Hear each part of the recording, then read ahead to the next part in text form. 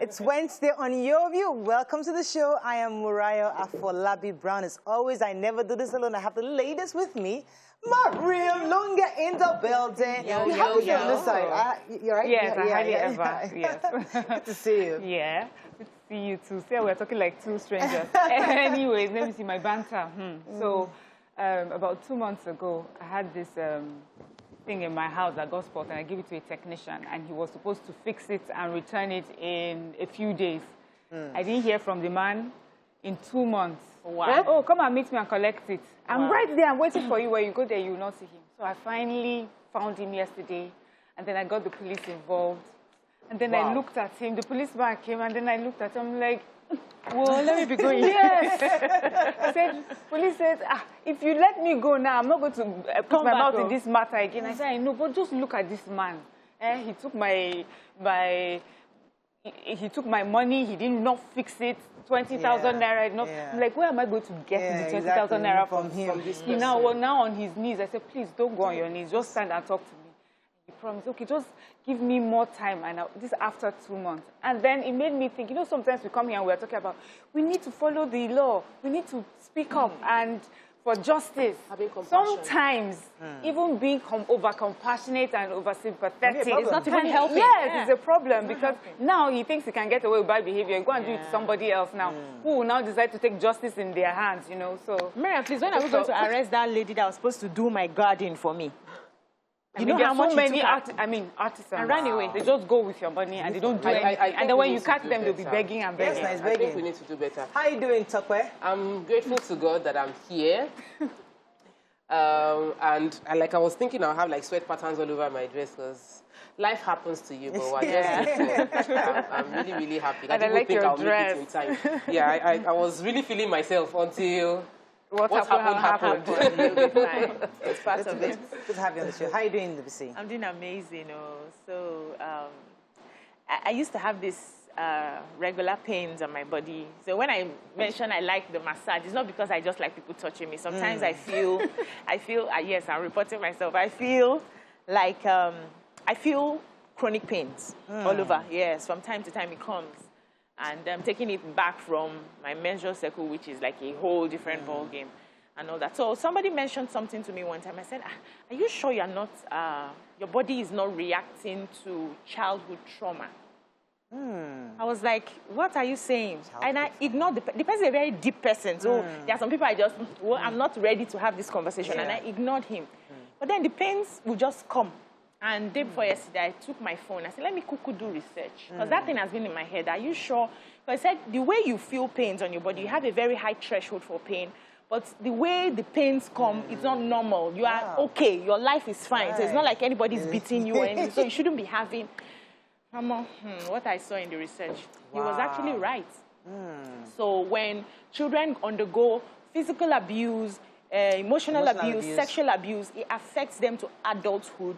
That some of them start having chronic pains on their body. It was like what I saw that I didn't sleep. I was reading and reading and reading. So I just want to use this opportunity to appeal to parents. You know, we're all learning now. Please, let us avoid abusing our children, whether it's word of mouth, whether it's beating, whether it's sexual abuse, because some of these things follow them to adulthood. Let me add a bit to that, because I'm writing a book, and I was afraid of saying a few things, you know, mentioning some names. My husband said, listen, you're going to mention a name. It's your story. Your story. Because the experiences you went through, you don't want to mention it because you're trying to protect the interest. But the truth is that the things were done to you, and it's your story. And when they were doing it to you, they did not know that you'll become somebody in the future that people want to hear your story. So when you are treating a child in a certain way, you don't know who that child is going to be tomorrow. Exactly. And you're part of her down story. You're part of that story of the person who treated her so bad. Your memory is bad. Yes. So you must be very, very cautious that everybody you engage, your child, your helps, your drivers, your workers, treat them with grace. You never know where God is taking those people. Yeah, you know, Mariah, recently I was saying to someone, I said, everything we do is a seed. Yes, yeah. so everything you do, and it will germinate, and there are consequences, and there are blessings, and there are, you know, reward and punishment that comes from it. So when we realize every single thing we do and say is a seed, we think better. My banter was actually supposed to be about a young man I met yesterday. His name is Isaac. I have just a few seconds left, but he's a Nigerian youth. He told me that he dropped out. Smart, intelligent. I've not seen a young person to engage me like this young man engaged me. I was with him like 2 hours. Wow. And we're talking Nigeria. He talked about all the stress Nigeria has caused him as a young person. He's working now as a construction worker. He's helping out to set things up. But he said, Mariah, I have a flat, 2 bedrooms. I'm a young person. I'm less than 25 years old. I'm working hard. I dropped out of school because I just couldn't pay for school. But the fact that he was so... He was so disappointed in the Nigerian system. He was, you could see that he has lost Nigeria hope. failed him. Nigeria failed him, Tokwe. That's exactly what it is. And I was saying, how do I help this man see better? But it was difficult. Regain hope. So I think I want to start engaging young people in that area, because let's talk about governance. Let's talk about politics, because this young man is totally disillusioned. He's totally like, you know what? It's not going to happen. This country is done. I'm thinking, it's easy for you to say you're young. I have babies. I have kids growing up. I need this country to work. They're going to go to secondary school. They're going to go to university. I need this country to work. But you're not married. You're single. You know, you're like, hey, let it all burn. No But it's good to hear their perspective. It was such an information. refreshing conversation. And I think we need to engage young people on how to nation building. Give them hope. Let them buy them some hope. Because many of them don't have how they can participate. Yes. Okay, let's go on a break. When we come back, we go through the front pages of the papers. Stay with us. We'll be right back.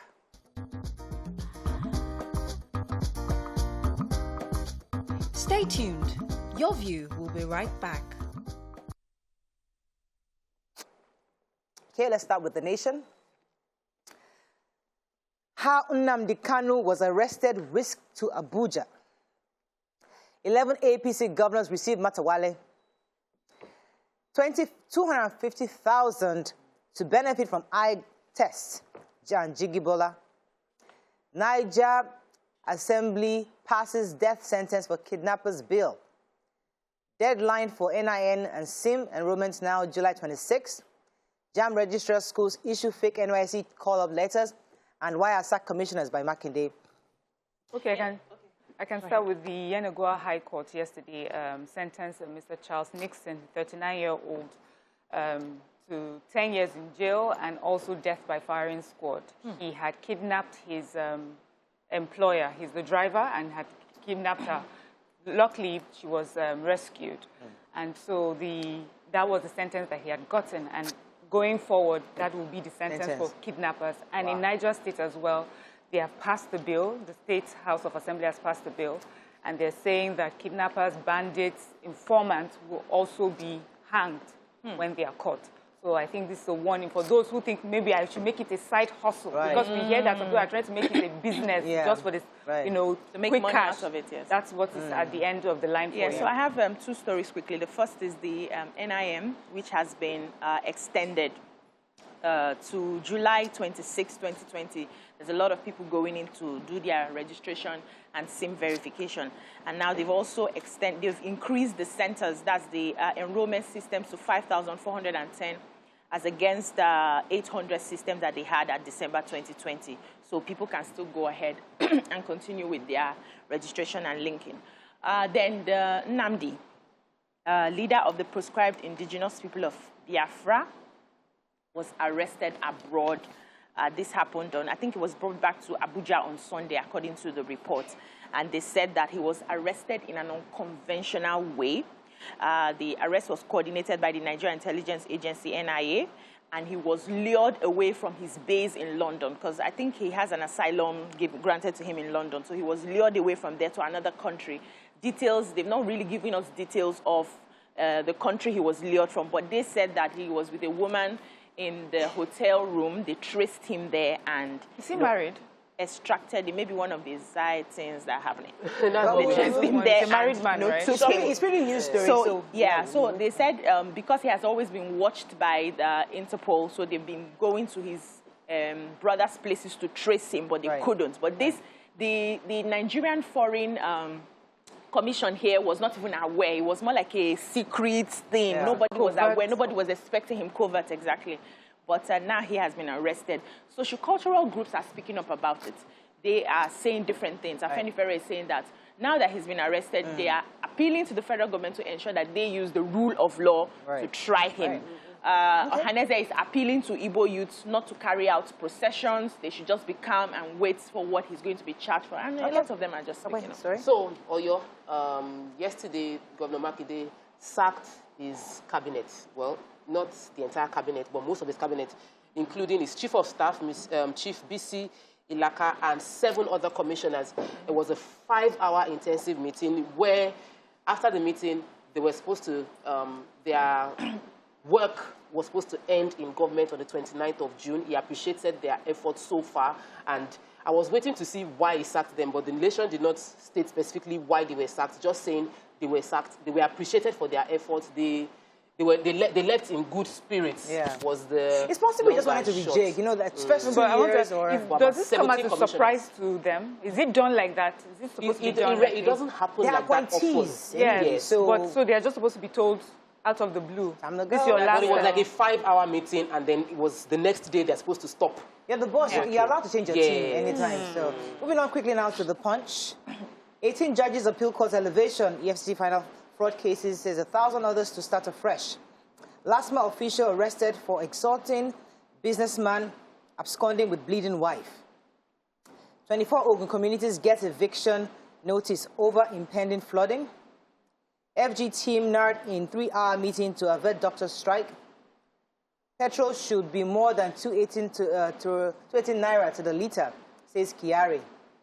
INEC receives 42,211 online applications within 24 hours of CVR. That's fantastic news. And NYSC threatens sanctions as JAM alleges fake mobilization certificate. Okay, let me take the major headline, EFCC. So, as many of you know, 18 judges have been elevated in the appeal court. Now, what that means is that they were having about, each lawyer was having about 200 to 300 cases each. And by being elevated, it means that those cases will have to start afresh. And many lawyers are complaining because it means that the cases that have already started and had first or second hearing are now going to have to start from beginning. Wow. Lawyer Falano has also advised that the CJA should have given at least 6 months to allow them to conclude on their cases before this elevation, because now that they've been elevated, the whole... It's totally new. They're starting afresh. But over 1,000 cases are going to start afresh. And though this is good for them, but it's bad for the cases that have already... The lawyers who have elevate people and let them still finish the cases on their table. But they're not more in that court. They have to move on to a different court. So, yeah, so I have the... Okay, one more story. Human and Go story, yes. So there was a Dubai-based businessman, Jude Eze, who was arrested with his bleeding wife in the car. So LASMA officials... took that story on Monday. Okay, so now the update now is that they have started working on the case. The LASMA officials have confessed. So they are going to carry out penalties and all of that. They had given him back 10,000 naira that was taken as extortion, but he said that's not all that's missing. He had 150,000 in the car. His passport is not collecting that 10,000 till everything is complete before he receives it. Well done. Let's go on a quick break. When we come back, move on to other stories. Stay with us. We'll be right back.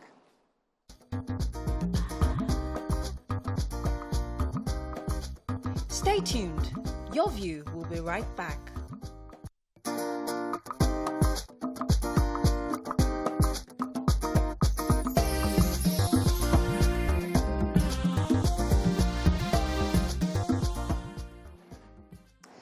Thanks for staying with us. So we're still in Punch. Yes, Mary. Yes, let me take INEC. So I think it's good.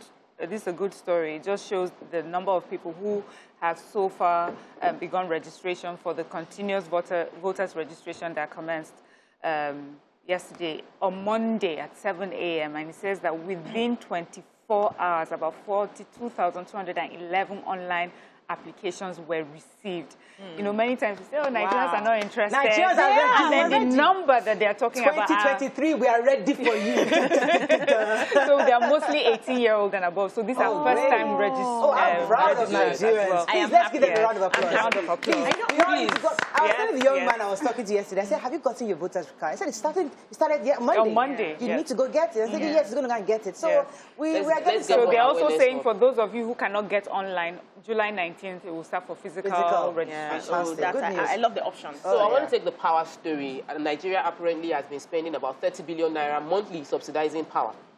And that because of the improvement in tariff collection, they've been able to drop the tariff, the subsidy to about 20 billion naira. And they said the government, the Minister for Power, Salim Maman, Salim Maman was saying that the reason they have to subsidize is because Nigerians are complaining that they are having to bear the burden of those that are metered to pay for those that are not metered.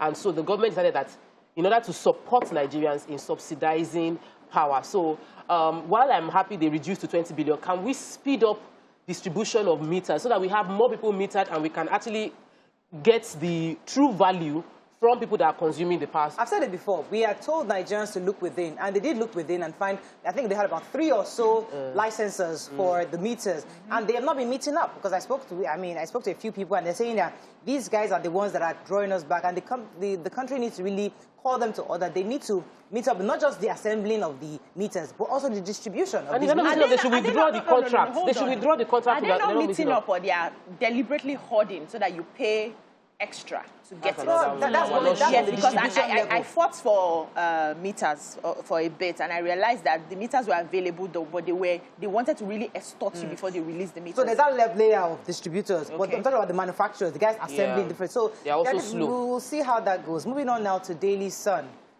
How Interpol nabbed, trust Daily Sun, we use the word nabbed, IPOB leader in Europe.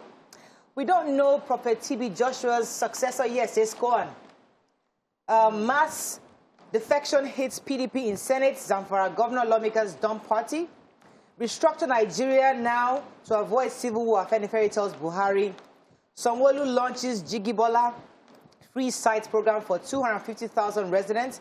And PDP governors, others who decamp to APC lack conscience, says Wike. Okay, which story are we taking Daily Sun? Should I take Wike? I like to read Wike's. Governor Wike. Yeah. He reminds me of BC. Oh, really? Yes, the way he talks. Nice. Okay. So he was at, he was talking, the River State Governor, Nyesom Wike, said that governors are defecting from PDP to APC, that they lack conscience and they cannot be trusted. He says people who could not, this is how he faced them, he said people who could not win ordinary election, the party used technicality, went to court and got victory for them. Now they say they are leaving the party. Hopeless, shameless human beings. People who have no conscience. That's the part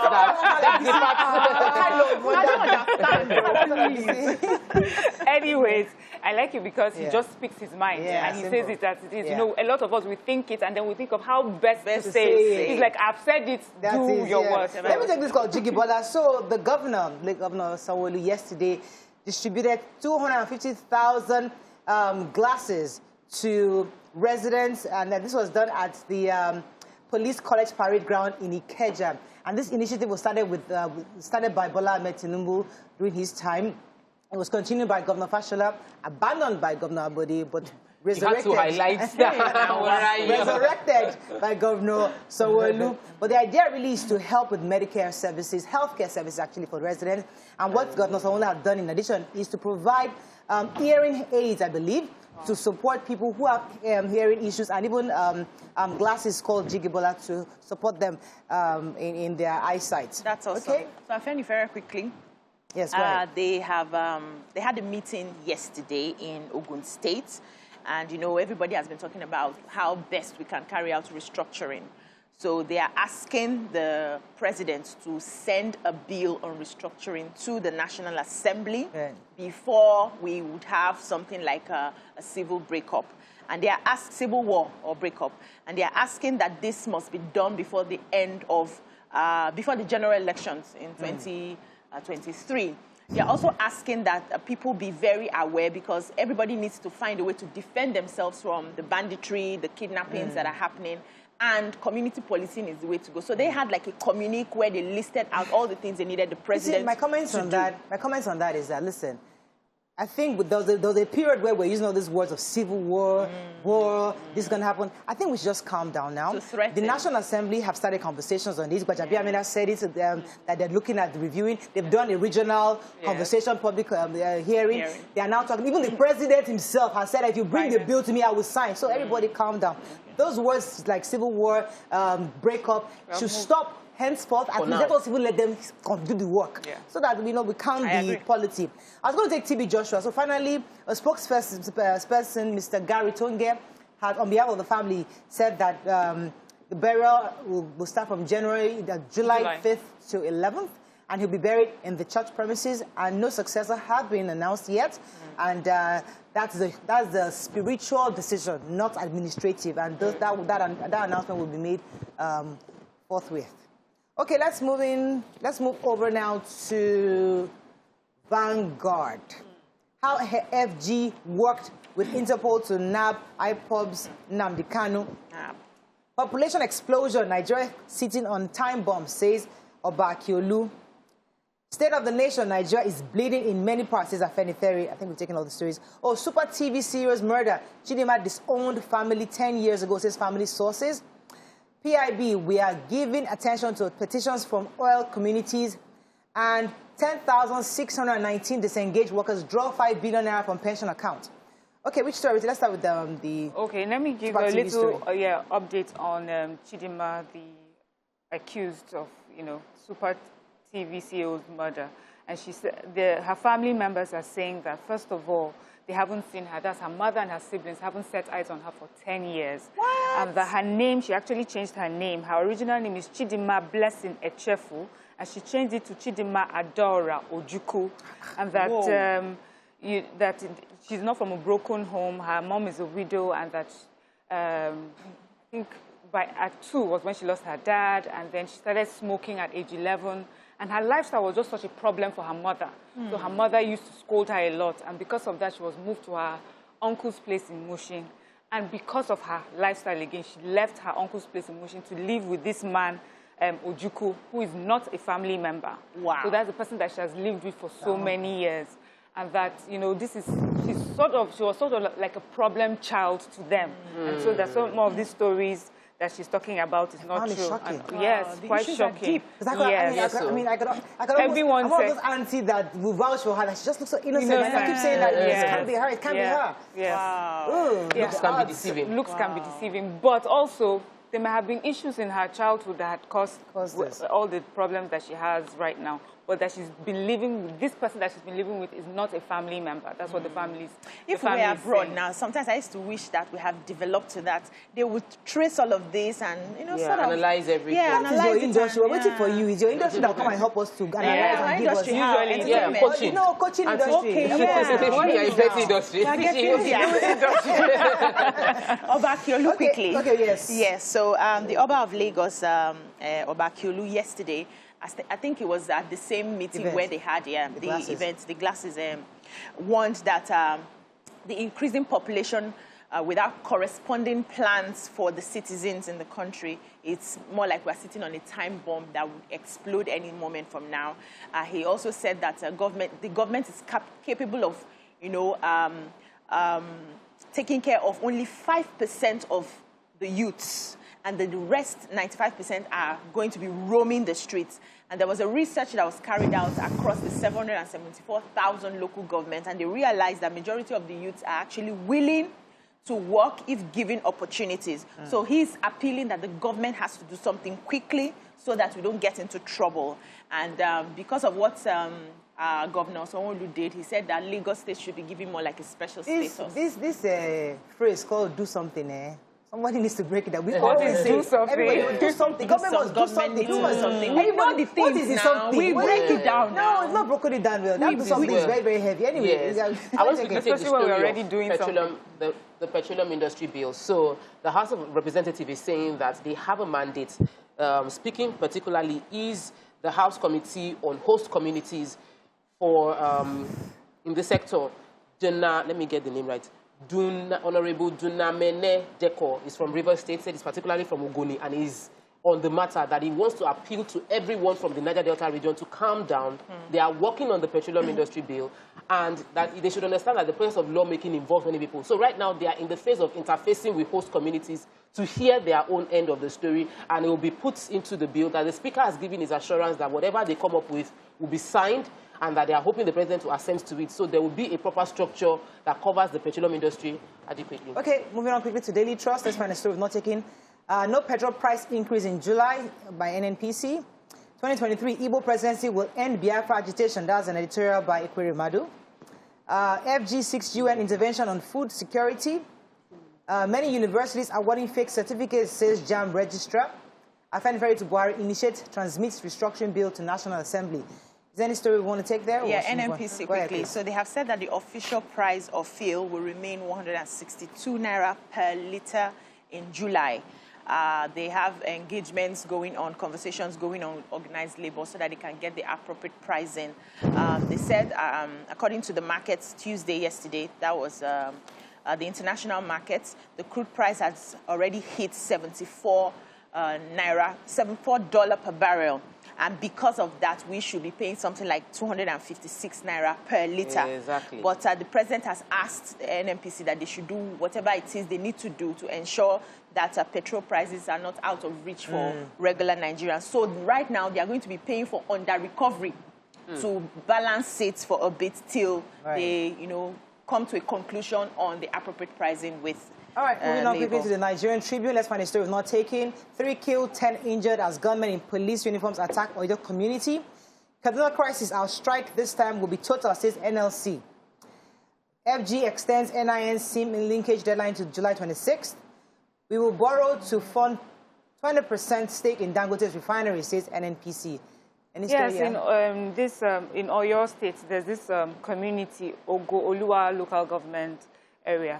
On Tuesday in the early hours, around 1:15 a.m., gunmen went into this community shooting for about an hour. They were dressed in police uniform, they said, and they killed 3 people and 10 people were injured. They said the main victim was the Ifa priest of that town. He was stabbed to death after the bullets that they had shot him with didn't penetrate his body.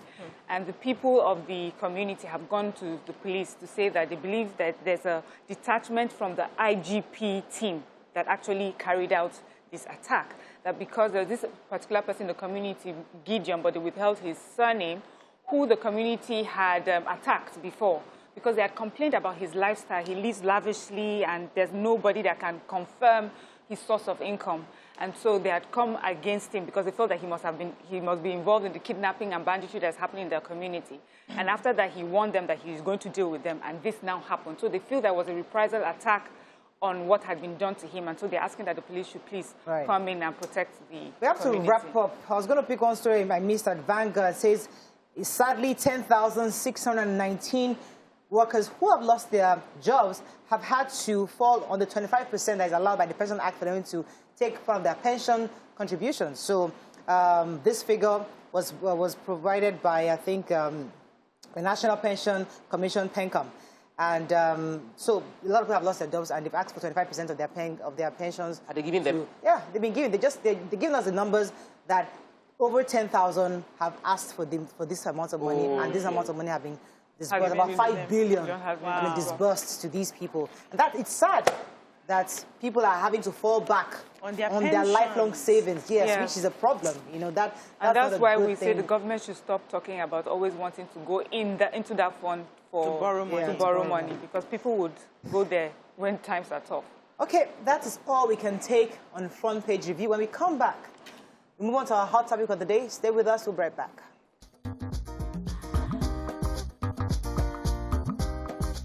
Stay tuned. Your View will be right back.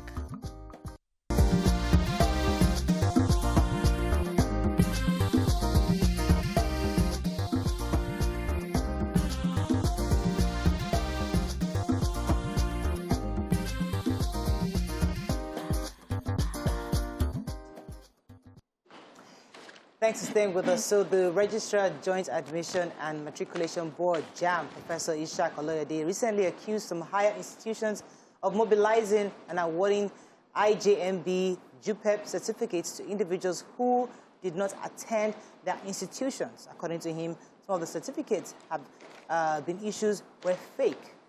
Now, looking at this story, we have reports that this isn't new, that many institutions have been doing this for years.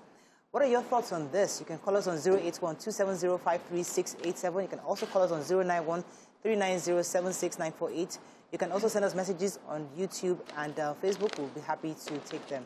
Yes, Mariam. Yeah, so what NYC is really saying is that I think there's an ongoing, I don't know if it's an exercise, I don't know what to call it, where people would not go to a certain institution. So you're supposed to go to a university, let's say you go to Uniben, you know, the different universities. When you finish from there and you're going for service, you get an NYC call-up letter because you were in this particular school, a student of this school. And then what government has found out is that some people do not go to these schools, but they're giving call-up letters. They eventually go to the schools. Maybe they do their training outside. Maybe they do like private coaching, or for some reason they're able to pay these schools money, and then the schools issue them call-up letters, and they go for NYSC. And pose as students. And pose like they were students of that school. And NYSC is calling out the institutions for doing that. And it's surprising to see that when you are having conversations with people, people will say to you, oh, this has always happened. For me, I thought it was strange, but people around are saying, actually, this has always happened. You just pay for this. And I think it's even much more than that. For some people also is that you don't even write your exams in a particular school. You just pay the school, and they are able to give you results saying that you sat exams from the school as a student of the school. So our schools have now shown in many ways, you know, that there's a collaboration in scamming the system and destroying our educational system. Because when you put someone who is not qualified, you give him a call-up letter, you give him a certificate, you give him a fake certificate, he goes to get a job and does not do well. We're now calling out universities and lecturers not doing their job. Meanwhile, there's a whole syndicate of scammers that are just paying people across so that they can get benefits that they are not due them. Professor Loyede was also mentioning that thankfully, the NIN has somewhat helped reduce this scam, because now people have to have the NIN before you sit, or to have before you sit for the examinations. And this has strengthened the integrity of the examinations. Has also reduced the malpractice. And because your NIN is on your JAM, it will be in your matriculation in the university, it will be on your call-up letter, it will follow you all through. So that has reduced. But the fact that institutions are co-conspirators in this is an issue. I read the story and I'm trying to understand how they are, because they were specific. They said there's an interim joint matriculation board, so it's like an organization, IGMB, and that they issue certificates to coaching students. So these are students that, because we really don't, because I'm in the coaching space, she's in the coaching space. We don't have like official schools in the way it should be, that teaches you 21st century coaching system. We have psychology, we have psychiatrists, but we don't have coaching, like proper coaching. So if a school or institution is affiliated to a university and is saying that our certificate is backed by this joint matriculation board, so the school will now give you a certificate because you have been trained by a school that we approve of, then it can be legal. So I believe that it should be thoroughly investigated. We have people that are in Nigeria are doing courses for a Canadian university. And they get certificates on just go to write the exam. So IGMB is like, for many people who are trying to get into university, maybe you don't have the proper grades, you haven't done so well to get into university, but the university can take you that IGMB umbrella. So you go to classes within the IGMB is associated with the institution you're planning to go to a university. And then within that university is usually a year program. Is it like pre-medial that we do? Usually, some people will say pre-medial, So you do it for that 1 year, and then the institution is able to say, this person has done our course for a year, and these are the person's results, and this person is eligible to go into our school proper. But what the NYC says that some of them, government is saying that some of them did not even do this IGMB with you. They just came and gave you money, and you're asking that they should go into your school. You're giving them the pay somewhere else because they have paid you. So that's the problem right now. Okay, so what I see is private universities what I see is the decadence in the educational system and the fact that a lot of people are in a hurry to just have the certification because we place emphasis on certification. That's where the problem is. But I think education is moving away from just certification. We're not getting into that era of skills. So you claim you have read this, but when you get on the job, we need to be sure that you can perform on this. And when we move education from that, we will notice that even when they do the wuru-wuru and get the certificates, the jobs will not take them because they are not qualified for the jobs. Also, the educational system needs to sanitize the system. Before, I used to have parents who their children will fail examinations and they will take them back. You will repeat this class before you can move, you know. Right now, everybody's in a hurry to just get it. Let's just move on. Let's know that you have it. Bag all the certificates, get into school and come out, whether you know it or not. And then you engage with young graduates and you are disappointed. There is nothing in their head. So the educational system needs to do a lot more in terms of investigation. So any of these organizations that are not properly affiliated, do not carry out their processes well, should be sanctioned, should pay fines, should be closed down, should be tagged anywhere you see them. This certificate is null and void. If you have it, go and throw it away and go back to school. Okay, let me take this call from Anu. Anu, are you there? Hello, good morning. Good morning. You're live. Go ahead, please. I've been your fan since 2014. Oh, thank you. Thank you. Actually, I'm not watching your show because I don't have TVC channel in my TV right now. Okay. But I am married with 3 kids. Okay. I'm 29 years old. And my husband said childhood, park house, and there are lots of stories attached to it.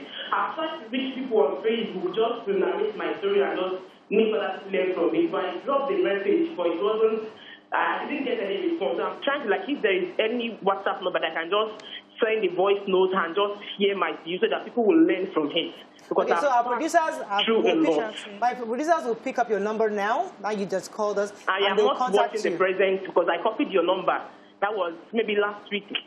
It was on a night because I do watch through YouTube. They will call you. All right, so your number obviously is showing. The producers will link up with you and we'll see if your story is something we could discuss. Thank you very much for reaching out to us.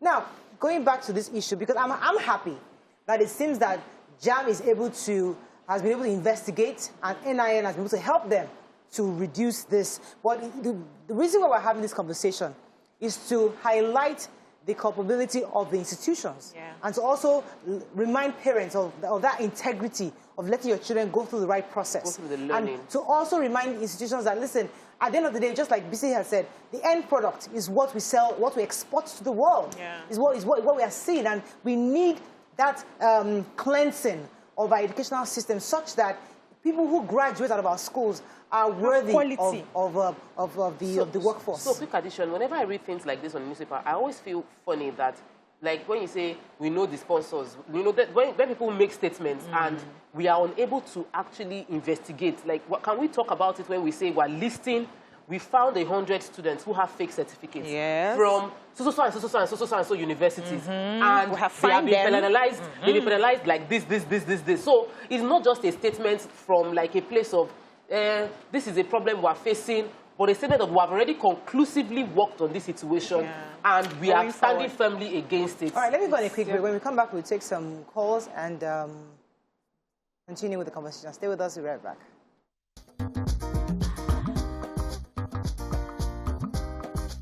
Stay tuned. Your View will be right back.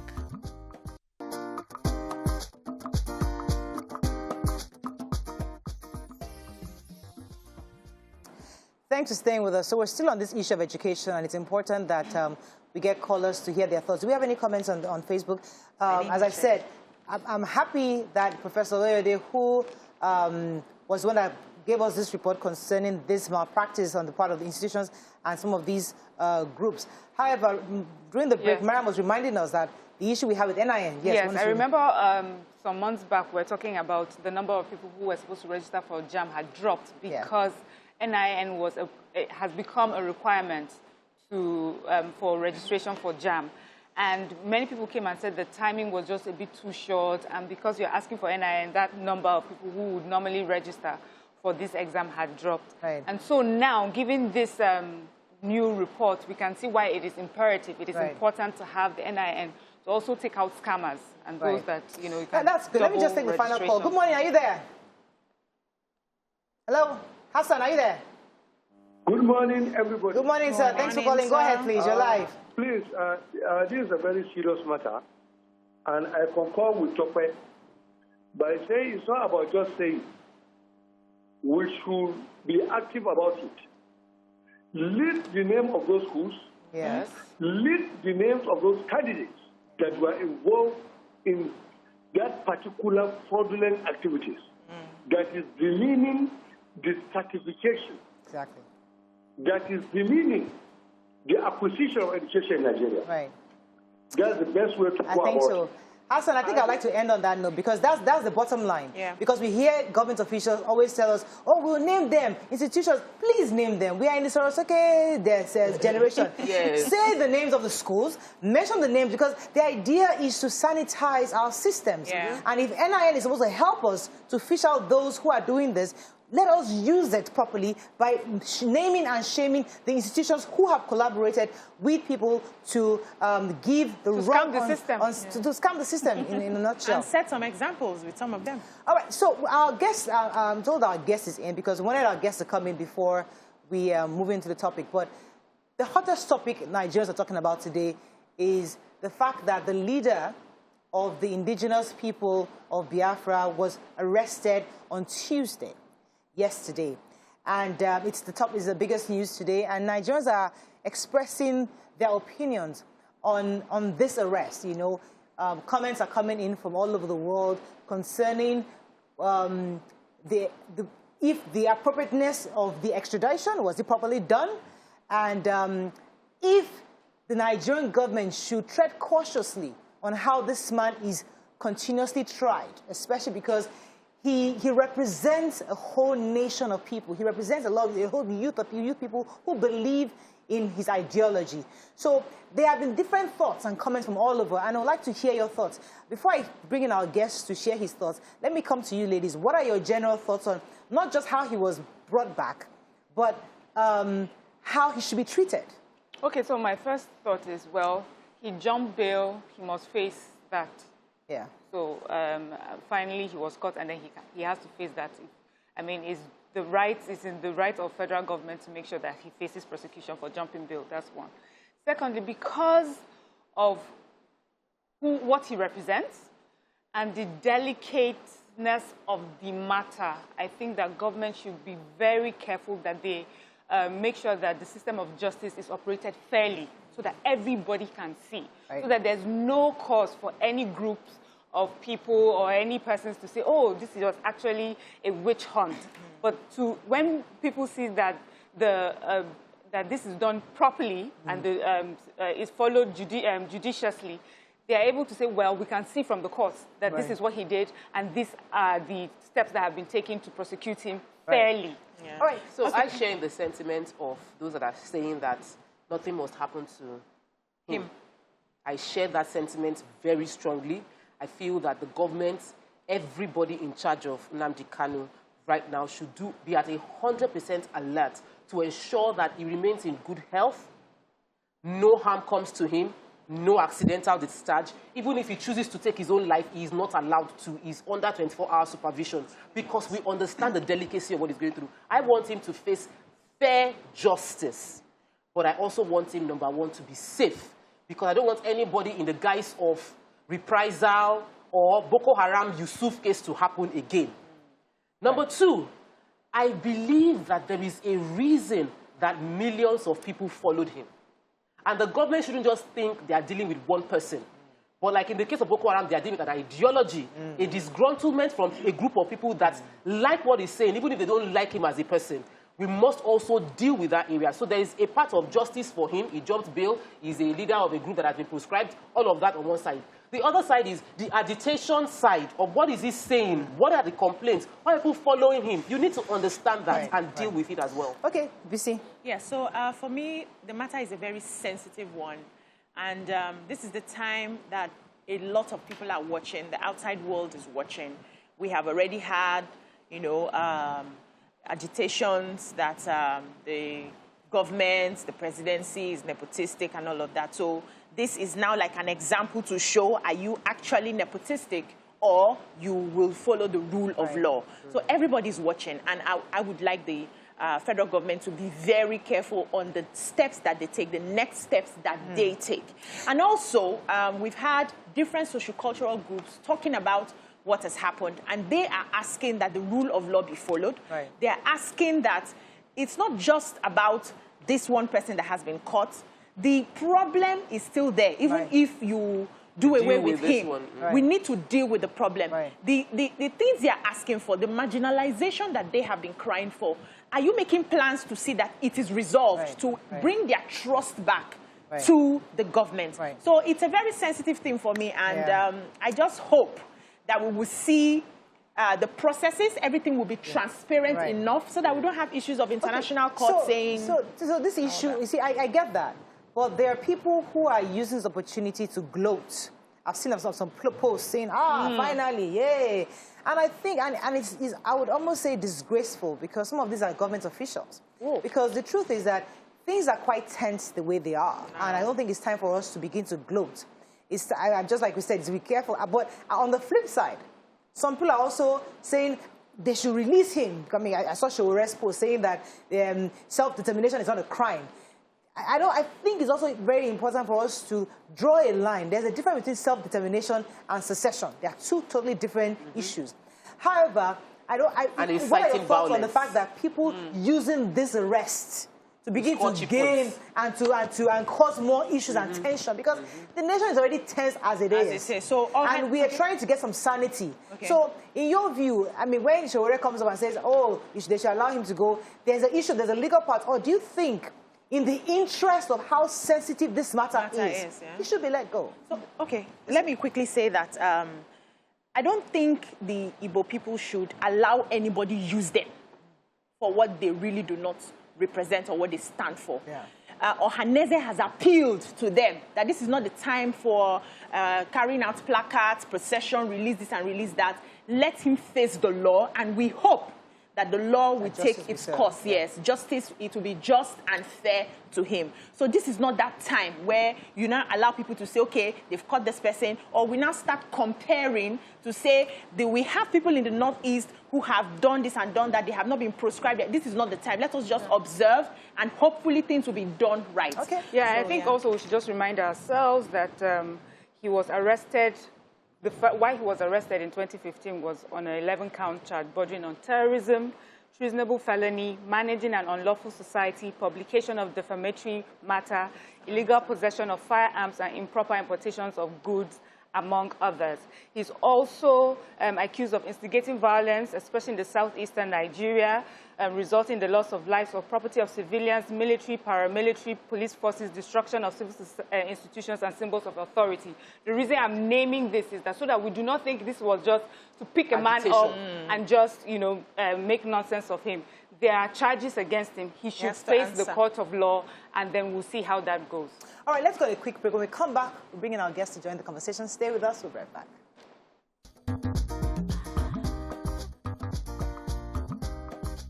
Stay tuned. Your View will be right back.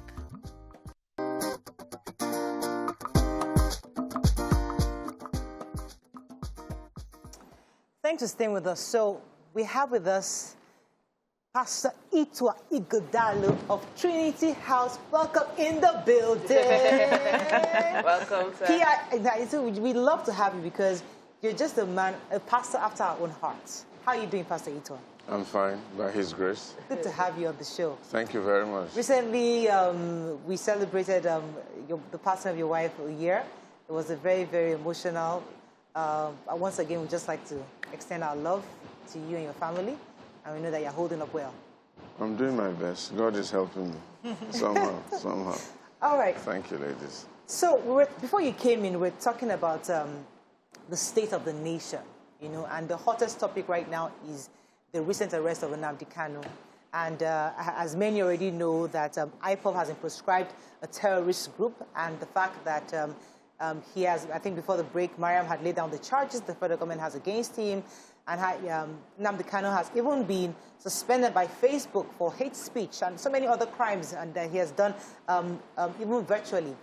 In your view, now that the government have made this arrest, and because it is also a sensitive matter, as Tokwe said before, He has a lot of following. So how best would you advise the government carry out the entire issue of Nnamdi Kanu? Yes, the courts will do theirs, but the rhetoric, the posture of the government concerning this matter, how can we be careful, or how must they do such that it doesn't instigate violence going forward? Well, Nigeria is at a very, very sensitive stage in its history at this point in time. And a lot of things really need to be addressed and readdressed. And Nnamdi Kanu, one way or the other, represents one of those voices of people in Nigeria agitating for one thing or the other. And I think the government really needs to sit down and hear him and listen to him. Okay. They need to give him a fair chance to express himself and say exactly what he wants, he and his group.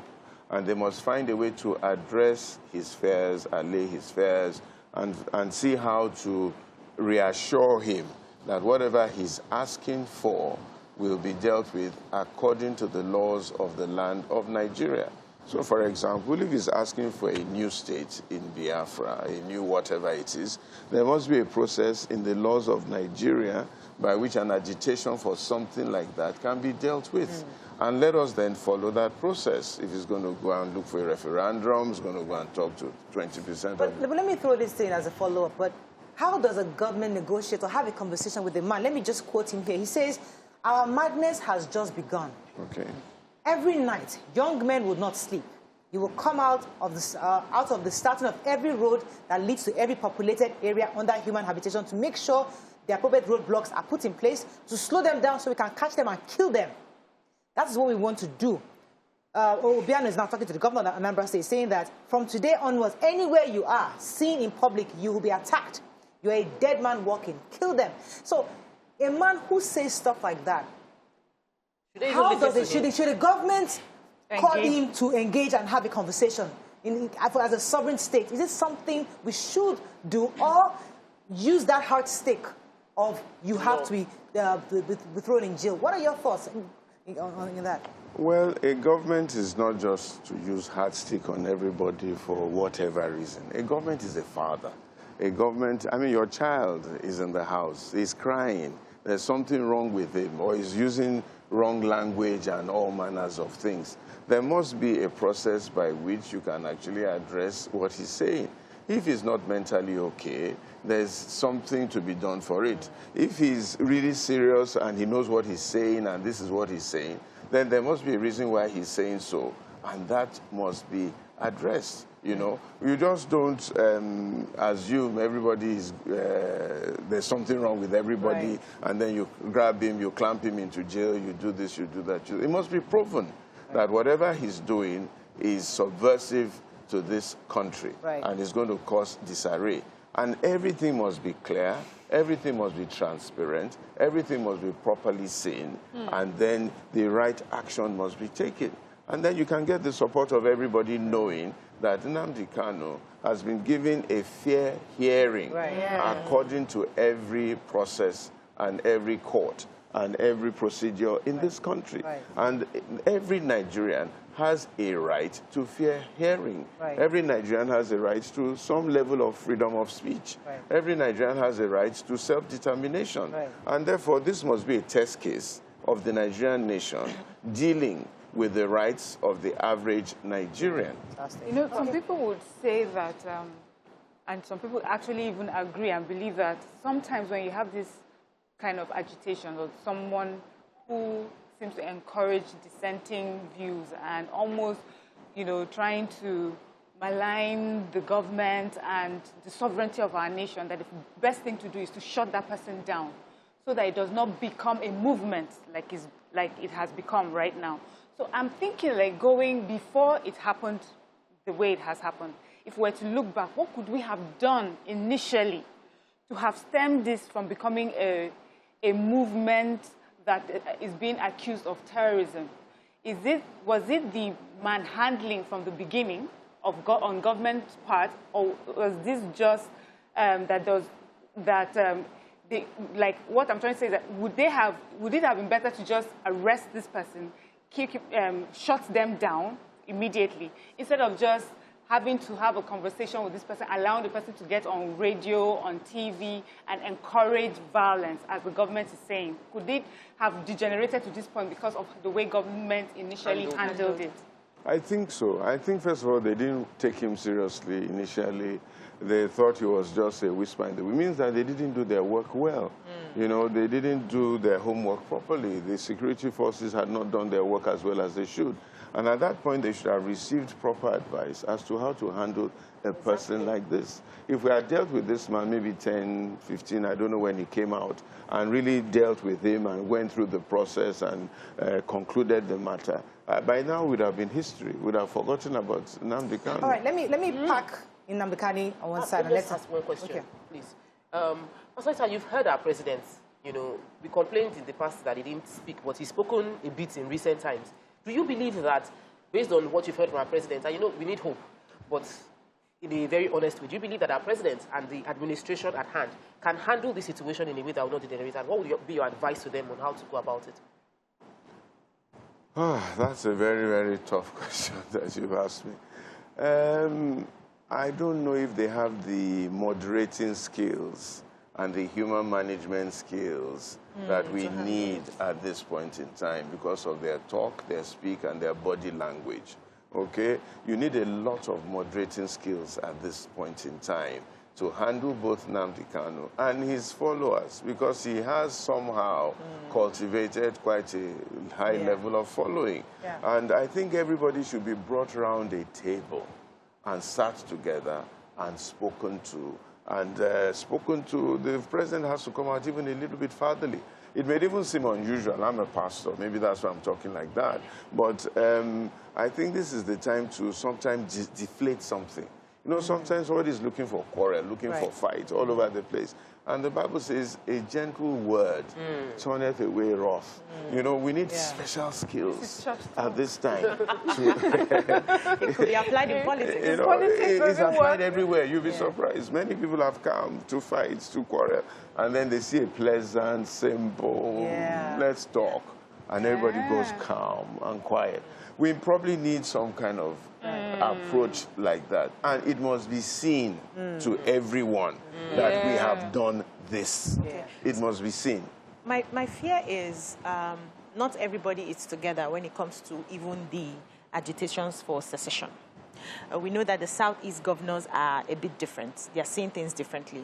And that's because that there's hope somehow that somebody of the Igbo extraction may make it to presidency in 2023.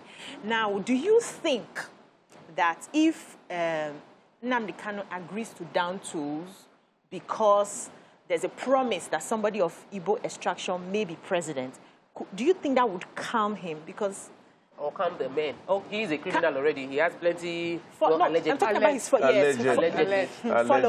Do you think that may just make him feel, okay, we can actually work together as one Nigeria from what you've seen? Well, what is Nnamdi Kanu asking for? Is he asking for an Igbo president? No, or is he asking for a Republic of Biafra? So, Nnamdi, why are you asking for a Republic of Biafra? Why? I want to be president of Biafra. Okay. If you want to ask for a Republic of Biafra, there's a process of getting a Republic of Biafra. Go around all your Biafrans, take a referendum of all your Biafrans, and let them all say, we want you. We want to go with you. We won't have that. There is a process. Nnamdi, follow the process. Pastor Ito, I'm going to go on a break because you said something that I think is key, the process. And everybody has been talking about restructure. Everybody has been talking about we want a better nation. But people say, do something, do something, do something. What is this something? I would like us to break it down. Because following this process is so painstaking that it seems like nobody really wants to go through the process. We just want to wake up in the morning and say, okay, we've restructured now. That process of restructuring, people don't understand what it takes. And I think we need to be willing to have that conversation and what it means. Let's go on a break. When we come back, we continue this conversation. Stay with us. We'll be right back.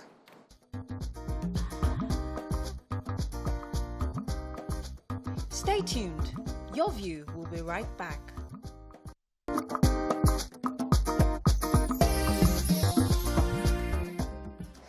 Thanks for staying with us. We still have Pastor Ito of Trinity House here with us. Pastor Ito, before the break, we're talking about the process of democracy. And I worry because everybody always referred to Lee Kuan Yew of Singapore.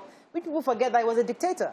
You know, he came in and took hold of the government and made a lot of changes that we're all celebrating today. So he was a dictator. But we are in a democratic setting. And the democratic process can be painstaking. It's a long process to get rid of this decadence that we have.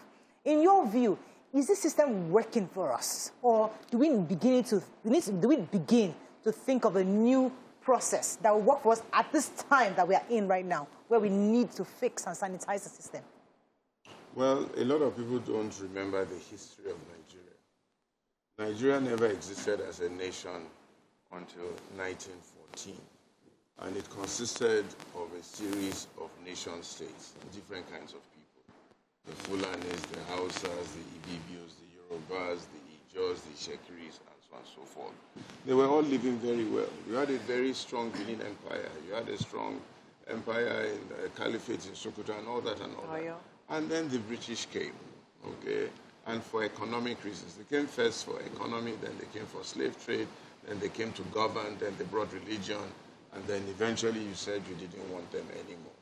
And they set up a structure that they thought would continue to benefit them after they had left. Unfortunately, that structure was truncated, and it did not quite it's benefited them to a large extent, because a lot of their companies are doing well here.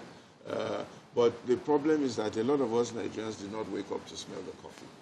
We did not wake up to look at the reality of our situation and our circumstances. And we did not wake up to chart a course for Nigeria and Nigerians as against a course for the different nation-states of Nigeria. The British left behind a situation where there was no Nigeria as such. It was only on paper, and a lot of people have said it, that is merely an expression, okay? The fundamentals that make a nation were not there. And the problem is that we Nigerians, too, did not wake up and develop the fundamentals that make a nation, because we didn't have the right kind of leadership to push us in that direction. And because of the seeds that had been sown by our colonial masters. Okay, it's like you are leaving the house, you have 5 children, and you begin to advise each child differently. You tell this one, Magba from Ganya, Magba from divide and rule. We're going to try and cheat you. You this one. Be careful. Be careful. This guy doesn't like you. You this one. Don't take nonsense. So they divided us. Sir. And kept us together. Yeah. And kept us together. Wow. But now we are waking up. So I don't know how awake we all are, but a few of us are beginning to see that that divide and rule, that way they put us together, is really not working. It's tilted to one side. Some people feel others are benefiting more than others, and that's, you know, what people are feeling. Now that some of us are waking up, what do you think is the right process? So we have different cultural groups who have said, let us come to the table. Let's have you come with your terms and conditions. You come with what you think would work for us. Let's renegotiate. Do you think that is the right way? And how soon can we start this process? That is the only way. We're all adults now. Okay? We've all woken up. Everybody has woken up. Every region. To be honest, in 1954, 53 to 60, we had sat around this table. And we had all agreed to some extent. That's why we had regions and regionalisms. Yeah. And we had heads of regions. And we all said, let each region develop according to its own capacity, its own pace, its own interest. Let us share a few things in common. The same bathroom, the same drive-in, a few windows, 1 or 2 air conditioners. Let's have our room. And maybe from time to time, a common bus. But let each person have their own room. Decorate your room the way you want. Open as many windows as you want. You can come to the parlor and share the parlor. Yeah. Then there's a method by which you watch the TV. You watch for 2 hours, you watch for 2 hours, and then there's a national program we all watch together. We had agreed. But then the military came in 1966 and threw out that agreement. Wow. Who instigated them to do that? Only God knows. But they were instigated to do that. Because, first of all, it is acceptable military wants to command and control. And we're still having that military hegemony even till today. Command and control. Take charge, not sit down and discuss and negotiate. And this is really the pain that every Nigerian is feeling at this time. We're all in some kind of pain. Pastor Itwa, you are aware of the confab, and I know many people were involved. Were you involved with the confab? No, I wasn't. No. Okay. So people have said that would take us, that's like the fastest way for us to get into a document, because there was extensive and there was, by and large, a lot of people were involved. Every region, every ethnicity, religion, all of that were covered. And that if we can just put that up to the National Assembly, do you think that would be a faster way for us to go, or we should go back and start discussing again? Well, first of all, you need to look at that confab and review it. Okay, it's about a few years old now, and be sure that it's still fresh and relevant. And if we all agree it's still fresh and relevant, let us discuss it, let us agree. The problem, though, is that the eldest brother or the second eldest brother who was put in charge of the family resources, or who had control of the family resources, or a group of brothers who had control of the family estate, they're very reluctant to let go. Yeah. That's it. Very, very reluctant, because they're, you know, it happens in families. Yes. Your father dies, leaves the whole estate. That's just there are about 4 or 5 brothers in the family. They are taking the rent, they are living in the house, they are this and that. A few of us are struggling to go to school. To get them to sit down now and say, you know what, release some of this thing, or pay my school fees, or allow me to even fend for myself becomes a problem. From the little vegetable patch I have left. They say, no, plus you plus vegetable patch, I must be in charge. Wow. So now that brings me to the question of 2023 and youth participation, and what should come first? Is this restructuring conversation, or how the youth should put themselves together to participate in the election, either putting someone forward, someone from their age group, someone of like mind, or even choosing someone who's already been in politics and making the person like the front person for 2023. Which should come first? What you said is probably the best thing for us to do, because in the midst of all this, there's a small gap. Okay, there are laws within the family right now, and the law says that whatever the majority want is what we want. That is democratic elections. Everybody should choose Morayo, or choose Mariam, or choose BC, and say BC is who we want. If BC can have 30 million people who will say she's the one they want to be in Aso Rock, she's the one who will be in Aso Rock. And that is the way out now, before we start talking of restructuring. Because the brothers in the house now, they will not restructure. It is not really in their interest to restructure. Wow. So let me. I watched it. Do you understand what I'm saying? Yes. You know, how can I be in charge of all the dollars? And then you ask me to release some. It will take a lot of grace. A lot of grace. Sacrifice. A lot of sacrifice. Because of that, let me come to you on this, because I watched a few of your interviews, clips that went viral not too long ago. And you mentioned names. In fact, you said that you were wondering, you were asking questions, why would Asiwaju want to run for 2023? You know, and some would say Asiwaju was able to take Lagos State from somewhere it was to a point and build a master plan for 25 years where all the successors have been able to follow. That, don't you think someone like that, who has experience in leadership and ability to plan ahead, might be fit for presidency? That's on one hand. Another person would say, the VP that we have, the vice president we have, is a friend of yours. And this is somebody that have shown some kind of leadership. Even when the president traveled, within 5 or 6 months, we saw some changes.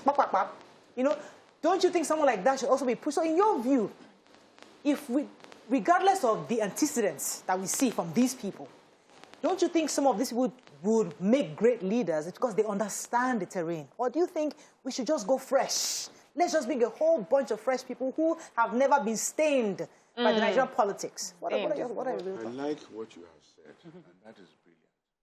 Asiwaju is my very, very good friend. Okay? I love him very much, okay? And we've done things together. And so also is the VP. Exactly what you have said.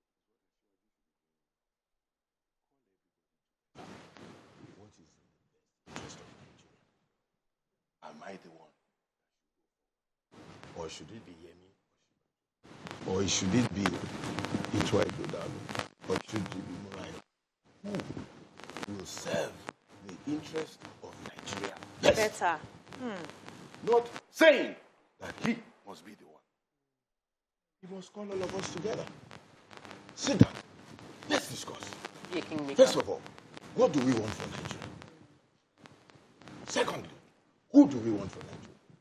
Thirdly, who or which group of people will best serve Nigeria? That is the conversation we should be having. If he did that, he has my 110% support.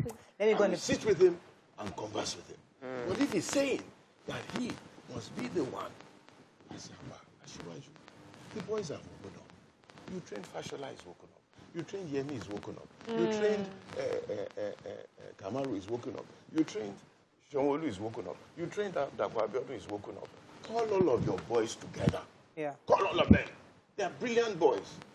Nasir Rufai, call him. Let's sit around the table. This Nigeria problem, what is best for Nigeria? Let me go on a break. Be right back.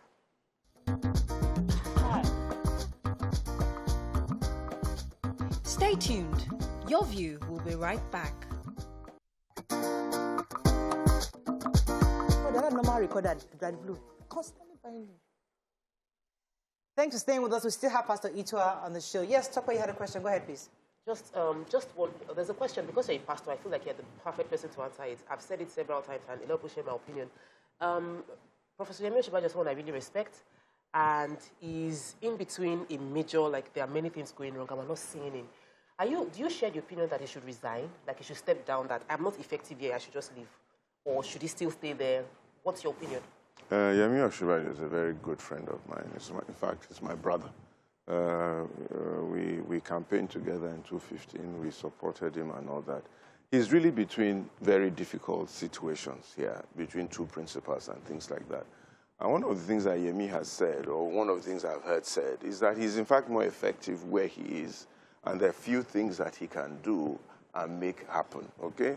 But I wish he would also express his own opinion a bit louder and let us know exactly how he's thinking and what he is. But he must feel that, well, at this point in time, maybe the best approach is to maintain a steady hand and be calm and be a calming force over the nation, over the polity, and so on and so forth, and douse a few fires, okay?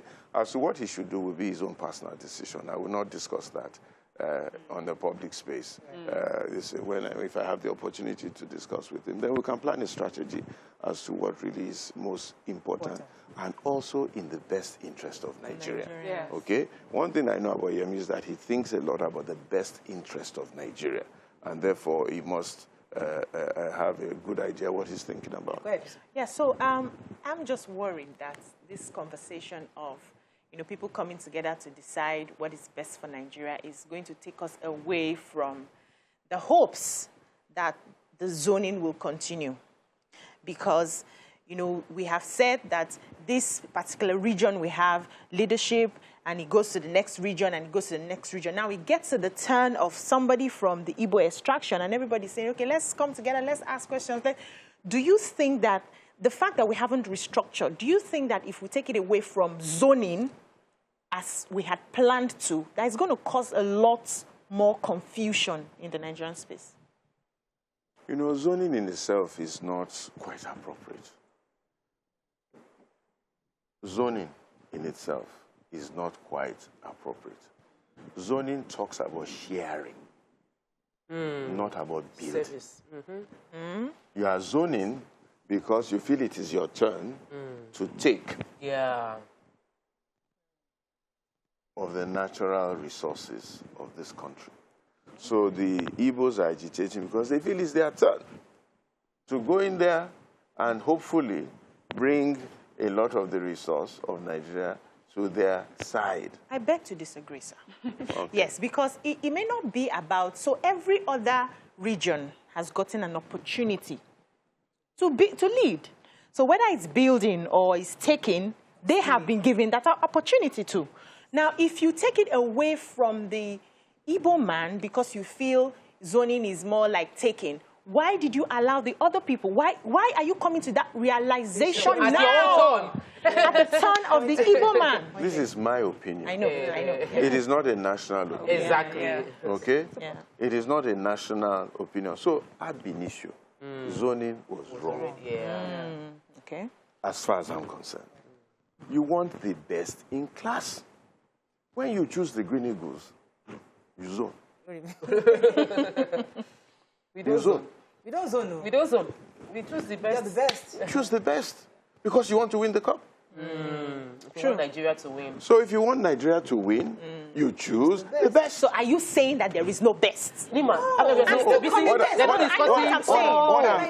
what I'm saying is that Nigerians have not enthroned the process to choose the best. Instead of zoning, we should choose the best. If I'm the best leader of Nigeria, you will be good, you will be fine, you will be all right, you will be okay. Yeah. It doesn't matter who is president. The important thing is that we want the best person who thinks for Nigeria to be president. In America, do they zone? I hope not. So this whole issue of zoning is an aberration in the first place. And it was planted by the British. Wow. To cause confusion. Instead of giving us a process that will bring the best. So the British pushed away the best. They didn't allow the best to prosper. They put the best in jail because they knew that if this gentleman led this country, they will be shut out and they will have no more influence. Are you with me? Yes, we get But then to talk about the Igbo people, if you want me to talk about them, I'm one of the people who keeps telling them, rise up and fight, rise up and challenge the system, rise up and take your place. The only problem with the Igbos was that in 1966 January, everybody thought they chested out too soon. And they're still paying the price for seeming to chest out too soon. Nziogu led a coup, killed most of the northerners, killed a few westerners. They still have not been forgiven for that. Because let me take you. Let me stand for a second with Miriam. Because the first 6 years, the president was from Southeast, Nnamdi Kanu, we remember? Well, it was ceremonial. Ceremonial, yeah. And then the first Ministry of State also was Southeast. So I don't want us to paint the picture as if it never happened. That's why I wanted to just throw that in. That we've had people from the Southeast lead at the beginning at some point. But go ahead, Mariam. Yeah, so I just want you to take your mind to reality, the sad state of our economy. And many people are agitating restructuring, and for many of us, it means resource control. They're saying we want the states and the governors to be able to determine, how to use their resources to develop their own states, and then maybe give to the federal government instead of the way it is done right now. Do you think that will be a better arrangement to help us with where we are right now? Much better arrangement. Much better. You see, the military also introduced a culture of come to daddy for pocket money. Exactly. Nobody is working. So even at the age of 50, you are still living in your daddy's house and coming to daddy for pocket money. And we're over 60. Yes. For how long? At the age of 60. So every day, you wake up, you go to daddy, you say, where's my pocket money? Like the prodigal son. You go back to your state, you take a lot, the eldest brother of the state, the governor, takes most of the money, pays some salary, and that's it. That's it. He doesn't sit to think that in my bedroom and in my house, what are the things I can do and make something and give daddy money instead of taking money from daddy. You know, Yorubas have a saying that when a rat is old, it is the breast of his children it sucks. The Nigerian rat is so old, but he has no children to suck their breasts. So we need to go back and make laws that will enable the children to work and harvest and bring forth more, as against sharing this little yam that has been baked and cooked and is growing and is the one yam tree. Meanwhile, in every child's room, there's corn, there's wheat, there's barley. So, Rita, because of time, we have to rush up. I spoke to a young man yesterday who was so bright. He dropped out of school, and he was part of the NSAS movement. I mean, he was proudly, he said, Mariah, I was at the forefront of NSAS. So, I mean, he was talking. And from what he said, I wanted to get a sense of, okay, since you are at NSAS, what's your next plan? 2023 is around the corner. What are you doing? So what's the game plan? And do you have a voter's card? He said he doesn't have it, and I was reminding him that he's starting. In your view, what do you think should be the next game plan? 2023 is around the corner. Yeah. And we still have the APC, PDP options. And everybody was talking about a third force. Let's ask what else, who are the other parties? And nothing, everybody's gone silent. We've gone mum. Between last year, October, to now. There's no strong movement of, okay, we are the new guys. This is the youth party. In your view, do you think we all should just align to APC, PDP, or should we still find a third party coming for 2023? I think our best plan is to find a third party. You may need to take people from APC, people from PDP, whatever, but you need a third party. Because the way those parties are structured now, the people who are going to come out as presidential candidates, they know themselves. Already. Yes. It's already cut. Already. There's just a few, not more than 4 or 5 people. And if we are fortunate, out of the 4 or 5, they'll give us the best. But the way they are constituted now, I'm not sure, to be honest, that they will give us the best for Nigeria. They will give us what suits them. I call them the gatekeepers of Nigeria. So a new set of people who are thinking for Nigeria ought to emerge. The young people could have done this, but they have been scared and brutalized. It's very, very difficult for these young people to emerge again and say, we are ready. Because what was done to them at that toll gate is something that will frighten anybody. And this is what has happened. They're traumatized. I'm hoping that 1 or 2 of them can rise. But even if they rise, the parents will say, don't go. So we're traumatized. The young people are traumatized. The other thing is that everybody's waiting for somebody to bail the cat. Yes. Who will bail the cat? You can bail the cat. You to run for office. Who will vote for you? They have the ministry already. Also, there's the cost of running. There's the cost of running for office. Yeah. I mean, when you hear how much they buy these tickets from, I'm like, no wonder they feel that they have to go in there and pay back their due. They have to give all those things everywhere. So what do you tell a young person that's trying to come together? You know, creating a new party has to be their best bet then. Because to buy a ticket from all these established parties is near impossible. Near impossible. It's expensive to create a new party. Will you raise money for me? Oh, we'll raise the money. 500 naira per day. Raise the money. We can raise the money. You know, I may not necessarily even run for office, but we can start something that will encourage people, first of all, to get involved. Everybody must go and get their PVC. At least. They must. Secondly, they must collectively agree and decide who they would rather see in Aso Rock. We must agree on that. I like that. We have to agree. If we all agree, then we know who we don't want there. Then, if we know maybe there are 3, 4, 5 people that we think can do this thing in Aso Rock, let us go and encourage them and support them and lift them up and say, you know what, go for it.